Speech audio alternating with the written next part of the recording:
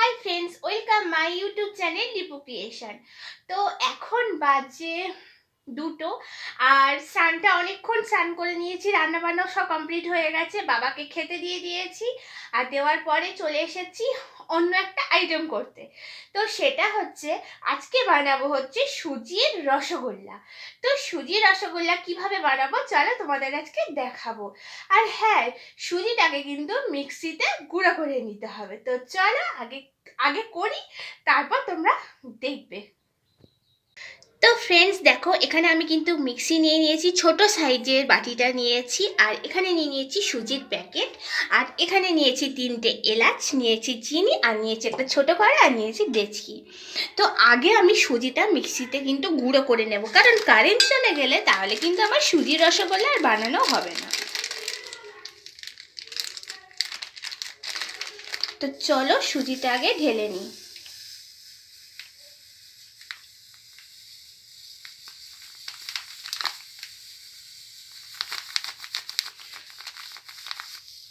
তো দেখো এখানে এক বাটি চা তো এখানে দেখো এক বাটির মতো, কিন্তু ছোট বাটির এক বাটির মতো কিন্তু আমি এখানে সুজি ঢেলে নিয়েছি। আর এবার কিন্তু আমি এটা মিক্সিতে গুঁড়ো করে নেব।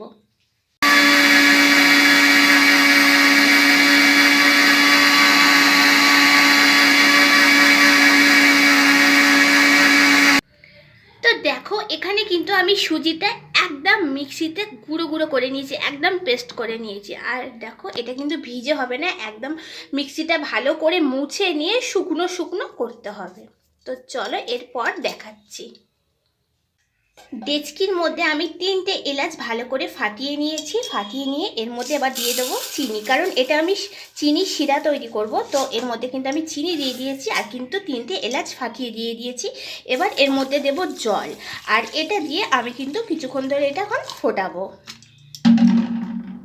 তো ফ্রেন্ডস দেখো এখানে কিন্তু আমার জলটা ফুটে গেছে, আর এখানে আমার কড়া গরম হয়ে গেছে। আর এর মধ্যে আমি কিন্তু এখন মানে মাঝারি সাইজের বাটির এক বাটি দুধ দিয়ে দেব।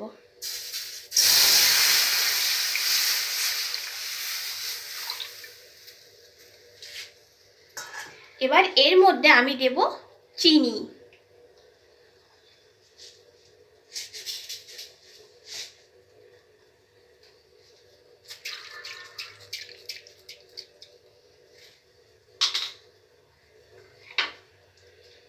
তো দুধটা দিয়ে দিয়েছি, তারপরে কিন্তু এর মধ্যে আমি কিন্তু চিনি দিয়েছি। এবার দেব 1 চামচ ঘি। তো এখানে দেখো আমি ঘি নিয়ে নিয়েছি, আর চামচও নিয়ে নিয়েছি, তো 1 চামচ ঘি নিয়ে নেব। তো দেখো ঘিটা কিন্তু আমি এর মধ্যে দিয়ে দেব। তো দুধটা এবার ফুটলে তারপর তোমাদের দেখাচ্ছি। তো এখানে দেখো আমার দুধের মধ্যে কিন্তু চিনি আর ঘি দিয়ে দিয়েছিলাম, তো দুধটা আমার ফুটে গেছে। এবার এর মধ্যে দেব আমি অরেঞ্জ কালার কিনে রেখেছিলাম, কারণ ফ্লেভারটা অরেঞ্জ কালার হলে কিন্তু ভালো হয়, তাই আমি অরেঞ্জ কালার কিনে রেখে দিয়েছিলাম। আর এর মধ্যে কিন্তু দুধটার মধ্যে আমি 1 চামচের হাফ চামচ অরেঞ্জ কালারটা দিয়ে দেবো।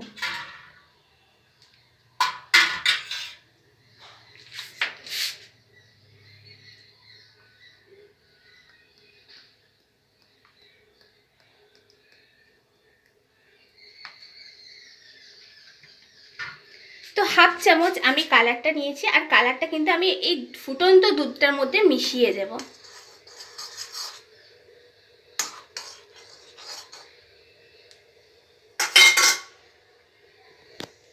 তো কালারটা দেখো আমি মিশিয়ে দিয়েছি দুধটার মধ্যে, আর এটা একটু ভালো করে নাড়াচাড়া করব, আর পুরোটা যেন মিশে যায় দুধের মধ্যে। তো এবার কিন্তু আমি এর মধ্যে দিয়ে দেব, তো ওটা ফুটে গেছে। এবার কিন্তু আমি এর মধ্যে কিন্তু এই মানে সুজিটা মিক্সিতে গুঁড়ো করে নিয়েছিলাম সবটা কিন্তু এর মধ্যে ঢেলে দেব। তো দেখো সব সুজিটা এর মধ্যে ঢেলে দিয়েছি, আর এটা কিন্তু আমি এখন সমানে নেড়ে যাব। এটা একটু মানে শুকনো শুকনো হবে, আর একটু আঠা আঠা টাইপের হবে। তো এটা কিন্তু না নেড়ে গেলে কিন্তু আটকে যাবে, তো তার জন্যই কিন্তু নিচে ধরে নেবে। তো তার জন্য কিন্তু আমি এটা সমানে এখন নাড়তে থাকবো। আর এখানে চিনির শিরাটা কিন্তু আরেকটু আমি ফোটাবো। তো চলো এটা আমি একটু নেড়ে নেড়ে নেড়ে নেড়ে শুকনো করে নিই। দেখো সুজিটা দেওয়ার পরে আর আমি এটা কিন্তু একটুখানি আঠা আঠা টাইপের আর শক্ত শক্ত টাইপের বানিয়ে নিয়েছি। আর এর মধ্যে কিন্তু এবার আমি দিয়ে দেবো পাউডার দুধ, দিয়ে এটা কিন্তু ভালো করে আমি আরেকটু মিশিয়ে নেব। তো এর মধ্যে পাউডার দুধটা দিয়ে দিয়েছি আর এটা আমি আরেকটু ভালো করে কিন্তু মিশিয়ে নেব। তো দেখো এটা কিন্তু আমি কড়া থেকে তুলে আর থালার মধ্যে ঢেলে দিয়েছি, কারণ এটা একটু ঠান্ডা হবে, পুরোপুরি ঠান্ডা হবে না, আর একটু যেন হালকা টাইপের গরম থাকে। তো হালকা টাইপের গরম থাকলে তারপর কিন্তু এর মধ্যে আমি হাতের মধ্যে ঘি লাগিয়ে এগুলো গোল গোল করে পাকিয়ে নেব। আর এখানে আমার চিনির শিরা তৈরি হয়ে গেছে, আমি কিন্তু গ্যাসটা বন্ধ করে দেব। তো চলো আগে একটু ঠান্ডা হয়ে যাক, তারপর তোমাদের দেখাচ্ছি। তো দেখো এটা কিন্তু হালকা গরম রয়েছে আর হাতে আমি ঘি মাখিয়ে নিয়েছি, আর এটাকে কিন্তু আমি ভালো করে কিন্তু মেখে নেব যাতে একটুকু গোটা গোটা না থাকে। তো এটাকে ভালো করে আমি মেখে নিয়ে তারপর কিন্তু আমি ছোট ছোট গোল গোল রসগোল্লার মতো করে নেব। তো চলো এটাকে ভালো করে আগে মেখে নিই। তো দেখো আমি হাতের মধ্যে কিন্তু ঘি লাগিয়ে আর এখানে দেখো সবকটা কিন্তু এরকমভাবে রসগোল্লার মতো গোল গোল পাকিয়ে নিয়েছি। আর এটা কিন্তু একটুকু ফেটে না যায়, কারণ ফেটে গেলে আর তোমার যখন চিনির রসে দেবো তখন কিন্তু এটা আরও ফেটে যেতে পারে। তো তার জন্য কিন্তু আমি ভালো করে গোল গোল পাকিয়ে নিয়েছি। এবার আমি কিন্তু চিনির রসের মধ্যে এটা দিয়ে দেবো। তো দেখো আমি চিনির শিরা চিনির যে রসটা বানিয়েছিলাম, শিরাটা যে বানিয়েছিলাম, তো এটা কিন্তু আবার গ্যাসটা ধরিয়ে দিয়েছি। আর এটা কিন্তু ফুটলে তবেই কিন্তু আমি এইগুলো ওর মধ্যে দেব। তো চলো ওটা আগে ফুটে যাক। তো এখানে কিন্তু আমার চিনির শিরাটা ফুটে গেছে, আর এখানে কিন্তু এই যে গোল গোল পাকিয়ে রাখা সুজির রসগোল্লাগুলো কিন্তু আমি এর মধ্যে এবার আস্তে করে ছেড়ে দেবো। তার আগে কিন্তু গ্যাসটা আমি একটু কমিয়ে দেবো।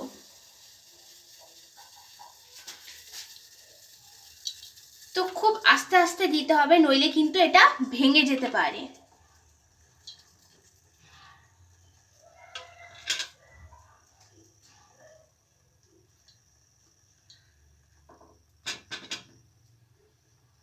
তো গ্যাসটা কিন্তু একদম কমিয়ে দিয়ে তারপরে কিন্তু তোমরা বানালে গ্যাসটা কমিয়ে দিয়ে তারপরে দেবে, নইলে কিন্তু জোরে গ্যাসটা হলে কিন্তু এগুলো ফেটে যেতে পারে। তো দেখো এগুলো কিন্তু আমি এর মধ্যে সবকটা দিয়ে দিয়েছি। আর এবার আমি এটা কিন্তু 4 থেকে 5 মিনিট ঢাকা দিয়ে রেখে দেব। তো দেখো এটা কিন্তু আমার 5 মিনিটের মতো হয়ে গেছে। আর এবার এগুলো কিন্তু আমি একটু আস্তে আস্তে করে উল্টে দেব।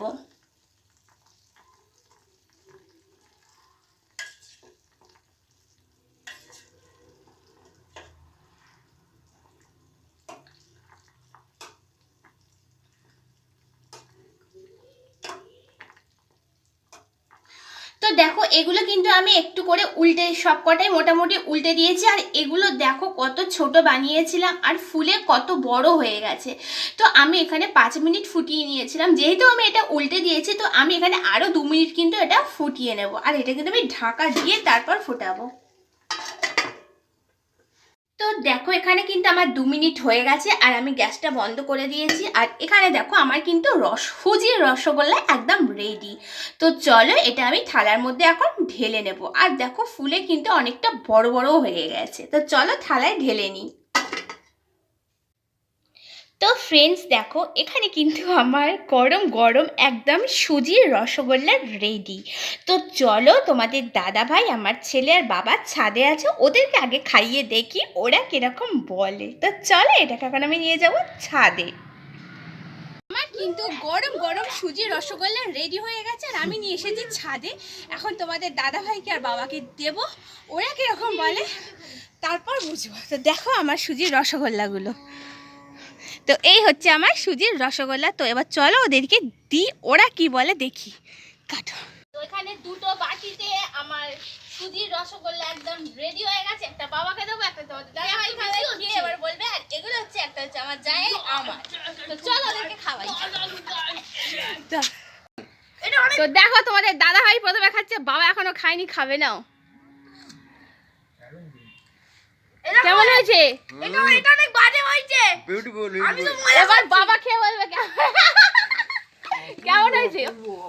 তো বাবা বলেছে অপূর্ব হয়েছে, তোমাদের দাদা ভাইয়েরও খুব ভালো লেগেছে। আর এটা হচ্ছে আমার আর আমার যায় না, আর আমার ছেলে খাবে না, ও অজ্ঞান হয়ে গেছে, শুয়েই অজ্ঞান হয়ে গেছে। তো চলো ভিডিওটা এখানে শেষ করে দিই।